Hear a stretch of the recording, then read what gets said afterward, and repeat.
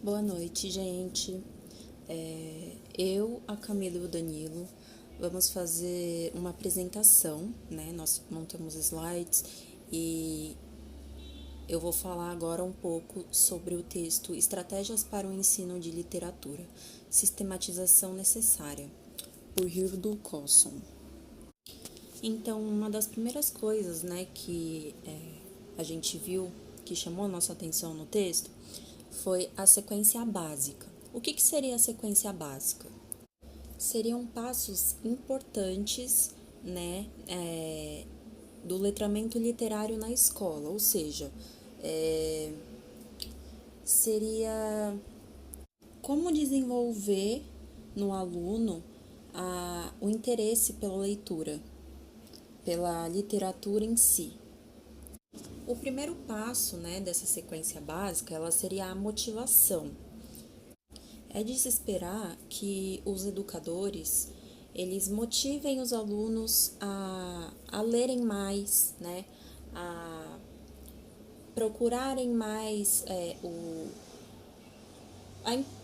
ter mais a vontade de ler e tornar isso um prazer, não uma coisa assim imposta, obrigatória, né? Então, né, nesse texto desse livro, o autor conta que em uma manhã, no final de julho de 1991, alguns professores se juntaram no ginásio de uma escola para discutir uma questão que era preocupante, né, a leitura. Justamente porque os alunos não liam muito e frequentavam pouco a biblioteca, né, da escola. E essa reunião era, na verdade, um congresso de leitura do Brasil, que era organizado a cada 2 anos pela Associação de Leitura do Brasil. E aí, nessa reunião, foram feitas diversas atividades, assim, dinâmicas, né, para que os professores aprendessem a motivar os alunos a lerem, porque, assim, eles mesmos estavam desmotivados por causa da desorganização da biblioteca, do desinteresse dos próprios alunos, né, em ir atrás dos livros, perguntar sobre, estudar, né, o tema.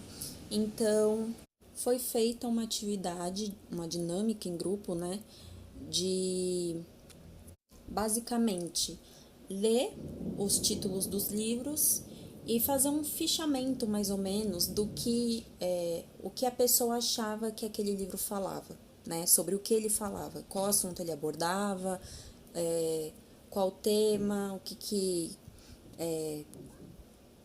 estava escrito, né? Sobre.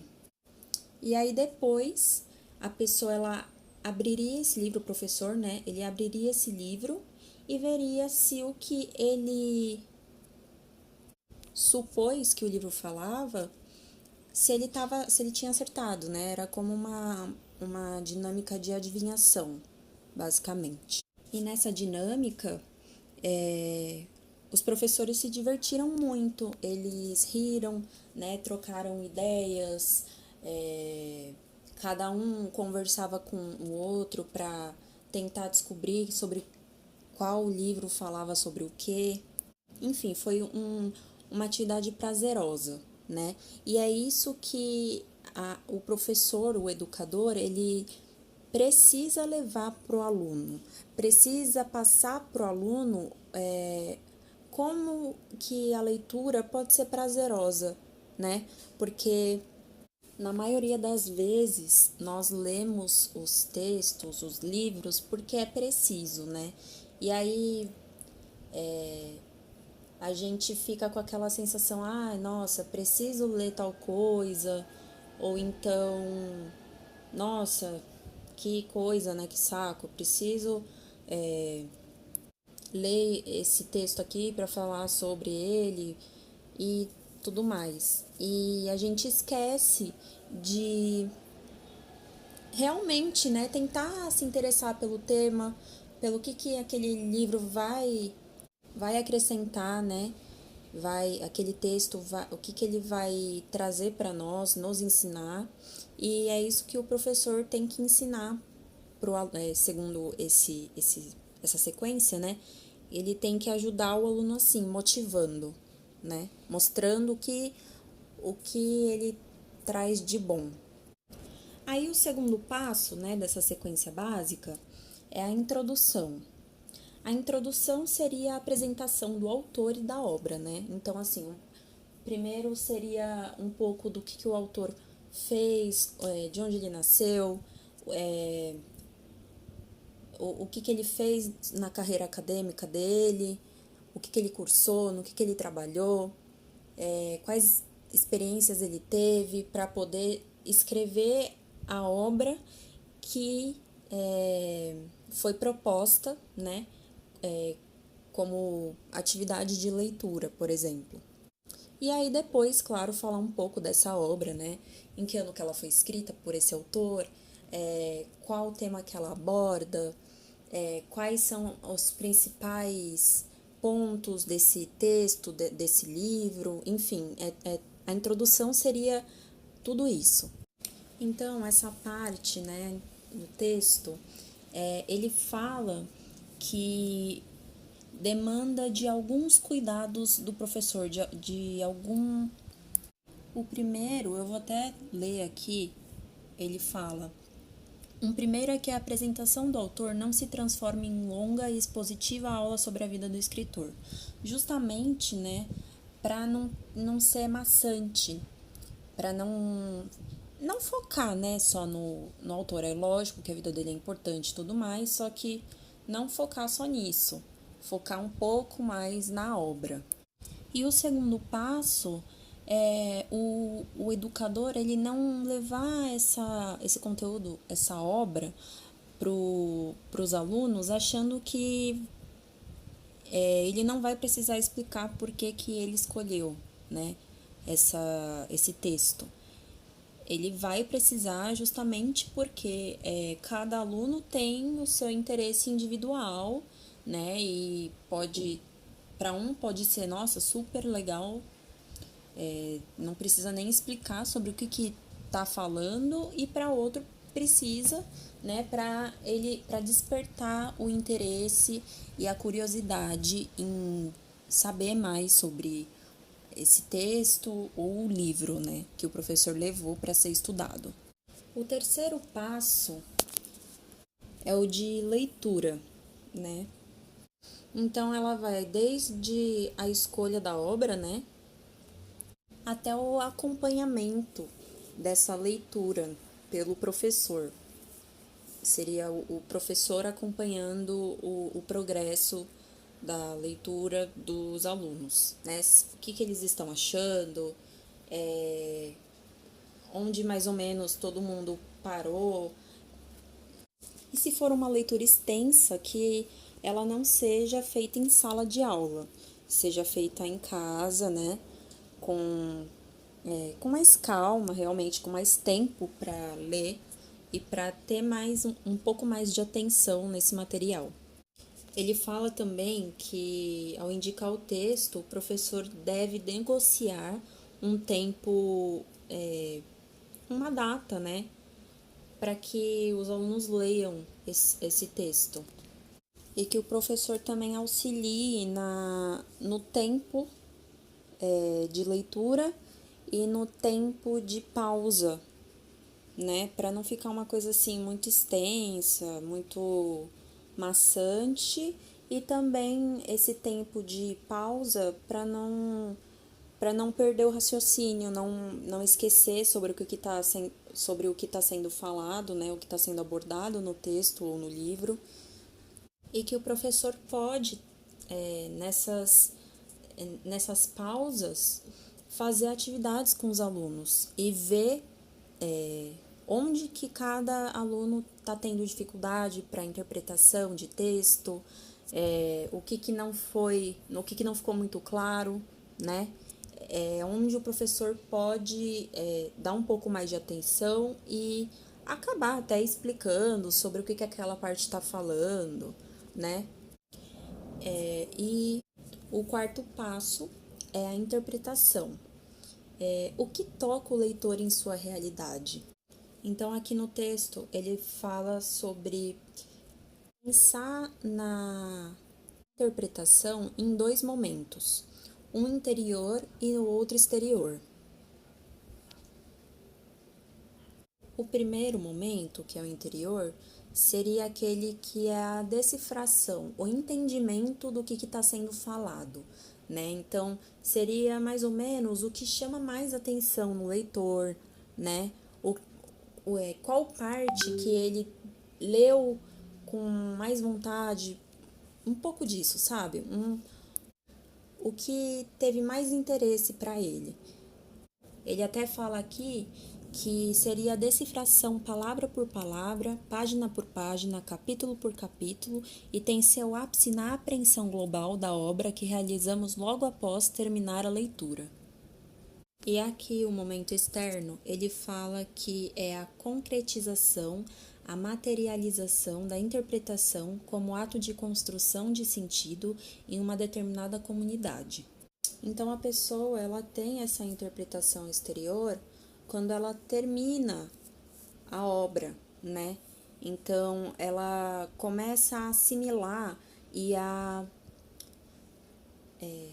comparar o que aquela obra tem a ver com a vida real, né? O que coincide, né? A vida daquela pessoa, os momentos pelos quais ela está passando, as dificuldades, né? Então acaba comparando esse real e com a obra, com o livro.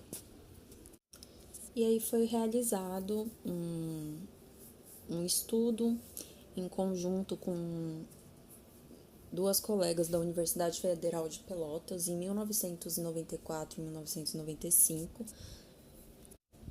junto a alunos bolsistas, sobre o ensino de literatura em Pelotas.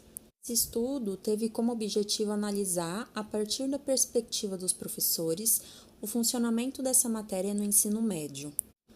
Os instrumentos usados foram questionários e entrevistas com base à totalidade dos professores de literatura da cidade e das escolas das redes federal, estadual e municipal. Então, o método de ensino usado nessas aulas de literatura pelos professores era pedir para que os alunos lessem determinada obra e depois levasse para a sala de aula e aí iniciaria uma discussão sobre o que os alunos acharam mais importante nesse texto, né, ou nesse livro, sobre o que ele aborda e etc. E aí, quase uma década depois, em 2003, foi realizado um quarto congresso da Associação Internacional para o Desenvolvimento da Língua Materna. E o tema central era o papel da literatura no ensino da língua materna. E aí teve uma mesa redonda, né, com diversas discussões. E no meio dessa mesa tinha uma professora que tinha realizado em outro país uma atividade parecida com a que eu falei anteriormente, né? E aí a forma de dar aula nesse país, né, na Finlândia, era basicamente a mesma coisa que aqui. Os professores davam o texto para os alunos lerem, eles iam para casa, liam na casa deles, voltavam e discutiam sobre o que aquele texto abordava. E aí eles discutiram que não é simplesmente o professor dar o texto para o aluno ler em casa e o aluno voltar e discutir junto ao professor na sala de aula. É lógico que eles falam que isso é o correto, né? Só que não é simplesmente isso, né? Precisa ser sistematizado de um jeito que o professor e o aluno façam a leitura tornem, assim, significativo, prazeroso e que eles consigam relacionar essa leitura com a realidade deles. Mais ou menos isso. E aí vem a parte que o autor fala que a literatura é uma linguagem que compreende 3 tipos de aprendizagem. A aprendizagem da literatura, que consiste em experienciar o mundo por meio da palavra. A aprendizagem sobre a literatura, que envolve conhecimentos de história, teoria e crítica. E a aprendizagem por meio da literatura. Nesse caso, os saberes e habilidades que a prática da literatura proporciona ao seu usuário. E aí ele fala também que as práticas da sala de aula precisam contemplar o processo de letramento, não a mera leitura. Ou seja, as práticas na sala de aula, né, as atividades, as dinâmicas, elas contemplam, elas são uma parte do processo de letramento, né? Então, elas completam essa leitura que os alunos precisam fazer antes. E aí, depois, eles vão para a escola e é explicado para eles, pelo professor, né? Qual é o foco daquela leitura, né? O que ele quis passar com aquele texto. Ele fala que a leitura não pode ser reduzida ao sistema canônico, que é isso, né, do professor dar simplesmente o texto para o aluno ler e ficar por isso mesmo. O letramento literário como a construção de uma comunidade de leitores. Então, cada vez mais incentivando os alunos a lerem, terem prazer em ler, né, que é mais importante. E frisa os caminhos para as aulas de literatura, básica e expandida nas seguintes perspectivas: oficina, técnico de andaime e portfólio, que seria aprender a fazer fazendo. E ela consiste em levar o aluno a construir pela prática seu conhecimento, né? Então, ele vai aprender a ler lendo, no caso. O segundo passo, que seria o andaime, trata-se de dividir conhecimento com o aluno. Então, pode ser tanto o professor quanto um colega que saiba um pouco mais, fazer essa troca de conhecimento, né? Um ajuda o outro e esse seria o passo 2, né? E o portfólio, que é o passo 3, seria o registro do que foi aprendido nesses 2 passos anteriores, né? No primeiro, que foi a oficina, no segundo, o andaime, e o terceiro, o que aprendeu com essa obra, quais pontos chamaram mais atenção, né? O que um aprendeu com o outro. E aí, em 2001, a Prefeitura de João Monlevade, cidade do Vale do Aço de Minas Gerais, convidou os professores a apresentar uma oficina, né, de língua portuguesa do município.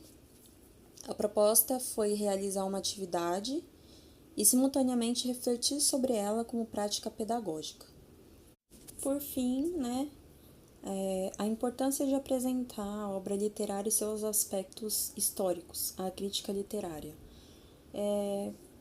É basicamente tudo isso que eu já falei, né? A importância de ter a sequência básica, né? De motivar, introduzir a parte da leitura e a parte da interpretação, né?